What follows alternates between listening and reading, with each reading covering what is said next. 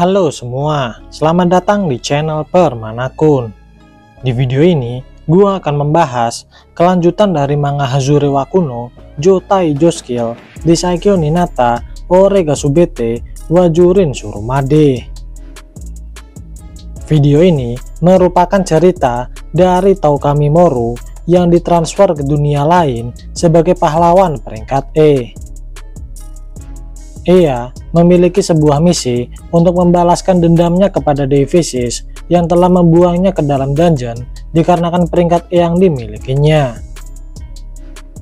Dan video ini adalah pembahasan dari sesudah manganya berdasarkan dari cerita light novelnya. Dan bagi kalian yang ingin mengetahui cerita sebelumnya, kalian bisa cek di bagian deskripsinya. Oke, tanpa basa-basi, mari kita langsung saja ke pembahasan ceritanya. Cerita dimulai ketika Seras meminta Oyamada untuk melepaskan Hawk dari tangannya. Melihat Seras yang cantik, Oyamada berkata akan melepaskan Hawk dari tangannya asalkan Seras mau melakukan apa saja yang ia perintahkan. Di sini, Oyamada menganggap bahwa selain dari ras manusia, mereka semua adalah seekor budak. Dan oleh sebab itu, Seras harus mau menuruti kata-katanya. Mendengar hal itu, Seras pun menjadi gelisah.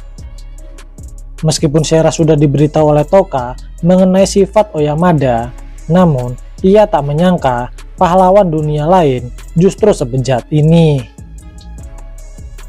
Setelah itu, dikarenakan Seras tak memenuhi keinginannya, Oyamada pun segera melempar Hawk ke arah Seras dan segera menyerangnya. Melihat hal itu, Seras pun segera bergerak untuk menangkap tubuh Hawk. Namun rupanya itu hanya sebuah tipuan. Serangan Oyamada ini ternyata langsung ditujukan ke arah Seras. Untungnya, berkat armor roh yang dimiliki oleh Seras, ia pun bisa menghindari luka fatal dari serangan Oyamada. Di sini, Seras merasakan kesakitan dari serangan Oyamada ini. Dan di sisi lain, rupanya Hawk yang tadi ingin Seras selamatkan, rupanya ia telah mati.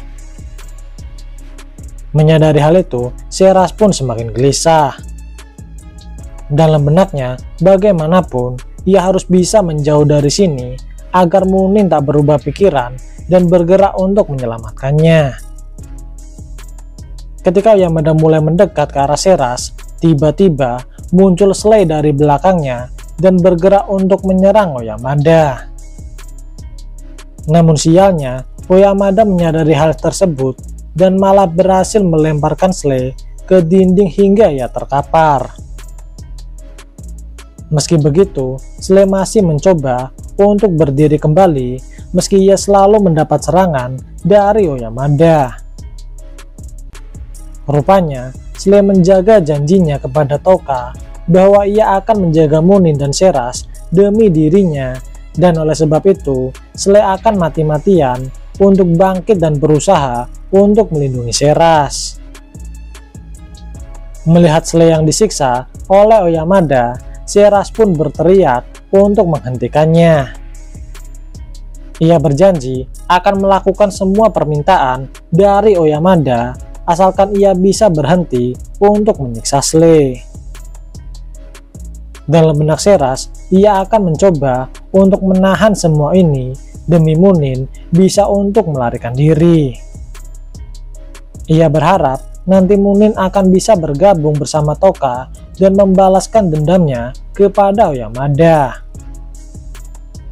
Mendengar hal itu, Oyamada pun dengan semangat segera bergerak ke arah Seras. Namun yang mengejutkan, tiba-tiba Toka pun segera muncul tepat di belakang Oyamada. Kemudian cerita pun berganti dari sudut pandang Oyamada. Jadi, Oyamada ini adalah orang dari keluarga yang cukup kaya. Namun, dikarenakan ia merasa bosan, ia pun memutuskan untuk bergabung ke dalam grup Yakuza yang bernama Mitsumi.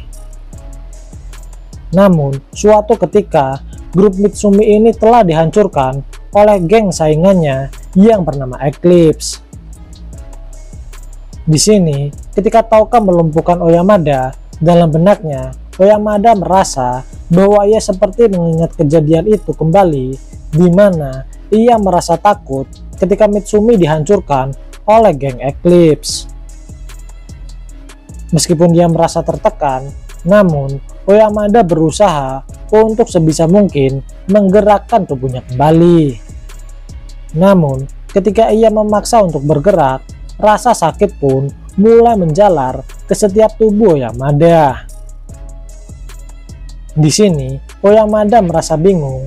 Ia yakin bahwa pria bertopeng yang ada di depannya ini adalah Belzega, pemimpin dari Fly King Squadron. Namun anehnya, mengapa ia bisa mengetahui dirinya meski ia belum pernah bertemu sama sekali?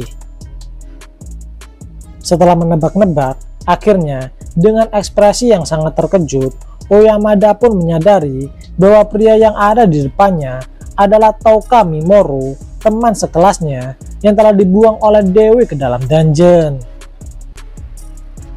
Segera setelah memberitahukan identitasnya, Touka pun segera membuat tidur Oyamada dan memindahkannya ke dalam sebuah lorong.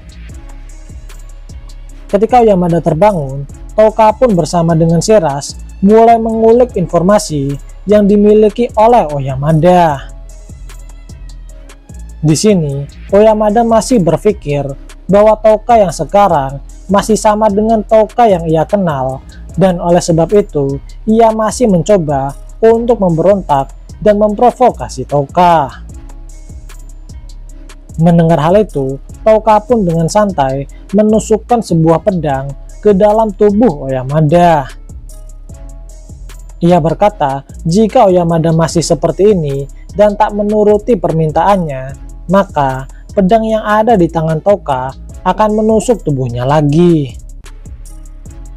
Ketika Oyamada mulai menurut, Touka pun segera menginterogasinya bersama dengan Sheras untuk memastikan kebenaran dari ucapan Oyamada. Kemudian, Oyamada pun mulai menceritakan semua rencana dari penyerangan di negara Mira ini. Di sini, sebenarnya Oyamada tidak peduli dengan balas dendam Touka kepada Dewi ataupun keberhasilan dari rencana ini. Dalam benaknya, ia sangat tidak menyukai situasi ini, dan oleh sebab itu, Oyamada mulai merapalkan sihirnya dan diam-diam mulai menyerang Touka. Namun ternyata, Touka mengetahui hal tersebut. Jadi, sebelum Oyamada merapalkan sihirnya, Touka pun segera langsung menghancurkan mulut Oyamada. Setelah itu, Oyamada pun mencoba untuk menarik simpati Touka dengan berkata bahwa ia akan berada di pihaknya dan membantu untuk membalaskan dendam Touka kepada Dewi Sis. Namun segera, Sheras berkata bahwa apa yang dikatakan oleh Oyamada semuanya adalah kebohongan. Mendengar hal itu, Oyamada pun segera mengumpat kepada Sheras. Namun di sisi lain, Touka hanya tertawa kecil dan berkata bahwa Oyamada sudah tak bisa diselamatkan seperti Yasu. Melihat Oyamada yang hanya bisa mengumpat di saat keadaannya saat ini, segera Touka pun menggunakan Berserk kepada Oyamada. Kemudian cerita pun berganti. Saat ini Kaisar Zine sedang bertarung dengan sengit melawan mantan Kaisar Zera. Meskipun Zera lebih tua, namun ia masih bisa mengimbangi kekuatan yang dimiliki oleh Kaisar Zine. Di saat mereka berdua sedang bertarung dengan seimbang, tiba-tiba posisi Zera pun langsung berubah dengan drastis ketika kemunculan kelompok dari Asagi. Awalnya, Zera menganggap bahwa kelompok Asagi ini adalah kelompok orang-orang yang lemah yang bisa ia tangani. Namun rupanya, setelah ia mendapatkan debuff dari Asagi, kekuatan Zera pun seketika menjadi lemah. Oh ya, untuk informasi, ternyata Asagi ini memiliki kemampuan yang bisa berkaitan dengan buff dan juga debuff. Jadi, bukan hanya bisa meningkatkan kemampuan anggotanya saja, Asagi juga bisa untuk melemahkan musuhnya dengan debuff ini. Di sini, Zera masih bisa bergerak dan mencoba untuk melawan. Namun, kekuatannya saat ini dapat dengan mudah ditangkis oleh anggota dari kelompok Asagi. Kaisar Zine sangat memuji Asagi dengan tindakannya ini. Dan oleh sebab itu, Kaisar Zine mempersilahkan kepada kelompok Asagi untuk mengakhirinya. Mendengar hal itu, Asagi pun sangat bersemangat. Ia penasaran apakah mereka bisa mendapat EXP setelah mengalahkan Zera karena ia memiliki mata berwarna emas. Setelah itu, kelompok Asagi pun dengan gerakan yang teratur dapat membunuh Zera dengan sekejap mata. Setelah itu, cerita pun berganti. Di sisi lain, saat ini suasana di Kastil Mira terasa lebih tenang dari sebelumnya. Para tentara pasukan mulai berbenah dari sisa-sisa penyerangan dari pasukan putih. Oh ya, di sini rupanya Touka menggunakan freeze untuk menghancurkan tubuh Oyamada dan oleh sebab itu mayatnya sudah tak ada di dunia ini. Kemudian, setelah kematian Zera, maka semua makhluk bermata emas ciptaannya seketika juga ikut hancur berkeping-keping. Dengan kekalahan pasukan putih, maka gelombang pertama serangan ke ibu kota Luva ini kini telah teratasi. Namun di sisi lain, masih ada pasukan Zonato yang saat ini masih ditahan oleh Jenderal Luheid. Touka berasumsi setelah kekalahan dari pasukan putih ini, maka kemungkinan pasukan dari Zonato akan memutuskan mundur. Namun, mereka masih tak bisa merasa tenang jika ternyata rupanya Devisis masih memiliki rencana lain. Kemudian, Touka bercerita bahwa ia telah berhasil untuk mengamankan semua anggota dari Saber Tiger. Namun meski begitu, semua keputusan dari nasib mereka sendiri Touka serahkan sepenuhnya kepada Kaisar Zine. Mendengar hal itu, Zeras pun menjadi sangat lega. Zeras menganggap bahwa parti Saber Tiger adalah sekumpulan orang yang cukup baik. Menurut Touka, sebenarnya akan lebih mudah jika ia melawan orang yang jahat dibandingkan orang-orang seperti Saber Tiger. Jika mereka adalah orang jahat, maka Touka akan dengan mudah langsung menghabisi mereka. Tetapi jika itu seperti Saber Tiger, maka Touka akan lebih sulit untuk merespon mereka. Di sisi lain, meskipun Touka tak membunuh mereka, namun ada kemungkinan mereka akan dibenci oleh masyarakat Mira. Dan parahnya, mereka berpotensi untuk dieksekusi. Kemudian, di saat Touka, Zeras, dan Munin yang sedang bersantai di dalam ruangan, tiba-tiba mereka dikejutkan dengan datangnya sebuah burung berwarna putih yang mengetuk jendela ruangan ini. Melihat hal itu, Touka menyadari bahwa burung tersebut adalah familiar milik Erika. Kemudian, cerita pun berganti. Saat ini, Kirihara berada di wilayah bagian paling utara benua ini, yaitu Gurun Tandus, yang merupakan wilayah dari akar segala kejahatan. Di sana, juga ada Raja Iblis yang sedang duduk di atas singgasananya. Oh ya, di sini Kirihara sesekali membunuh monster bermata emas yang Raja Iblis ciptakan untuk membantu Kirihara. Jadi, Raja Iblis akan menciptakan monster bermata emas yang tujuannya untuk meningkatkan EXP yang diperoleh oleh Kirihara. Setelah mengalahkan monster bermata emas, Kirihara merasa bahwa pertumbuhannya saat ini telah menjadi cukup lambat. Ia menduga bahwa saat ini ia telah mencapai puncaknya. Namun, ia masih percaya bahwa ia masih memiliki ruang untuk berkembang. Dan oleh sebab itu, ia akan menggunakan metode lain untuk meraihnya. Kemudian, Raja Iblis bertanya kepada Kirihara mengenai tujuannya. Yah, seperti biasa, Kirihara ini selalu berbicara seperti orang yang aneh tentang ambisinya untuk menjadi raja dunia ini. Mendengar hal itu, Raja Iblis berkata bahwa misinya lahir di dunia ini adalah untuk menghancurkan dewa dan juga manusia. Dan oleh sebab itu, dalam jangka waktu hidupnya yang selama 500 tahun, ia harus bisa melakukannya. Di sini, Kirihara mengajukan kesepakatan kepada Raja Iblis. Jadi, selama Kirihara masih hidup, ia meminta kepada Raja Iblis untuk membiarkan negaranya untuk disisakan. Dan juga, Kirihara juga mengajukan permintaan lain, seperti membiarkan hidup para pahlawan dunia lain, termasuk juga Seras, serta menyisakan satu negara lain agar bisa menjadi saksi dan musuh yang akan menceritakan kisah dari Kirihara yang menjadi seorang raja. Selama Kirihara masih hidup, maka Raja Iblis harus mematuhi kesepakatan ini. Dan jika Kirihara nanti sudah mati, maka Raja Iblis bisa menghancurkan semua manusia yang ada di benua ini.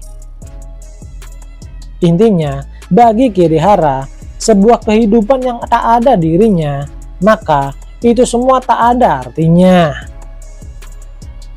Mendengar hal itu, Raja Iblis pun merasa sedikit bingung dengan isi kepala dari Kirihara ini. Namun meski begitu, Raja Iblis bisa menyanggupinya. Kemudian, Raja Iblis bertanya kepada Kirihara, apakah ia tak ingin untuk kembali ke dunia asalnya. Kirihara berkata bahwa ketika ia dipindahkan ke dunia ini, maka dunia lamanya sudah ia anggap sebagai dunia yang telah mati, dikarenakan sudah tak ada Kirihara di dalam dunia itu. Dalam benak Raja Iblis, meskipun ia merasa aneh dengan ucapan Kirihara, namun ia tak merasakan kebohongan dari ucapannya. Dengan begini, maka hal yang akan difokuskan oleh Raja Iblis untuk kedepannya adalah bagaimana cara untuk mengalahkan Ayaka Shogo. Raja Iblis juga berpikir akan memanfaatkan Kirihara sebagai pionnya untuk mengalahkan Shogo. Dengan situasi yang saat ini terjadi di antara manusia, Raja Iblis berkata bahwa mungkin ia akan membiarkan satu negara yang disisakan untuk Kirihara, yaitu Kekaisaran Mira. Mengingat mereka adalah negara yang memulai pemberontakan melawan Dewi Isis. Mendengar hal itu, Kirihara pun tak mempermasalahkan hal tersebut. Setelah itu, hari-hari pun berlalu. Kirihara levelnya semakin naik setelah mengalahkan banyak monster bermata emas yang diciptakan oleh Raja Iblis. Ketika Kirihara dan juga Raja Iblis berada di kursi singgasananya, tiba-tiba Kirihara berdiri dan melakukan tusukan pedang ke jantung Raja Iblis. Menyadari hal itu, Raja Iblis pun merasa marah dengan apa yang telah dilakukan oleh Kirihara. Ia tak menduga bahwa Kirihara akan mengkhianatinya. Kirihara berkata bahwa ia tiba-tiba menyadari bahwa ia tak akan merasa puas hanya menjadi raja dunia ini. Dan oleh sebab itu, Kirihara ingin mengambil jantung Raja Iblis dan kembali ke dunia asal dan menjadi raja di dunia asal. Dengan demikian, Kirihara bisa menjadi raja dari dua dunia. Mendengar hal itu, dengan marah Raja Iblis pun memerintahkan para monster bermata emas dan juga iblis ciptaannya untuk menyerang Kirihara. Namun tiba-tiba muncul banyak rantai emas dari tubuh Kirihara dan menahan para bawahan Raja Iblis. Di sini sebenarnya Kirihara tak membenci sifat dari Raja Iblis ini. Namun demi ambisinya, Kirihara harus bisa menghabisi Raja Iblis dan mengambil jantungnya. Setelah berhasil mengalahkan Raja Iblis dan mengambil jantungnya, Kirihara berkata bahwa aku harus berterima kasih kepada Raja Iblis atas pasukan dan kerja kerasnya. Dan kini waktunya untuk Kirihara telah dimulai. Dan untuk pertempuran antar raja selanjutnya, Kirihara menargetkan untuk melawan Divisis. Oke, sekian dulu video pembahasan light novel Hazure wa Kuno, Joutai Jouskyll, Desaikyo Ninata, Orega Subete, Guajurin Surumade. Jangan lupa like dan subscribe apabila kalian menyukai video ini. Dan jangan lupa aktifkan lonceng notifikasinya agar kalian dapat notifikasi ketika channel ini update video terbaru. Oke, see you.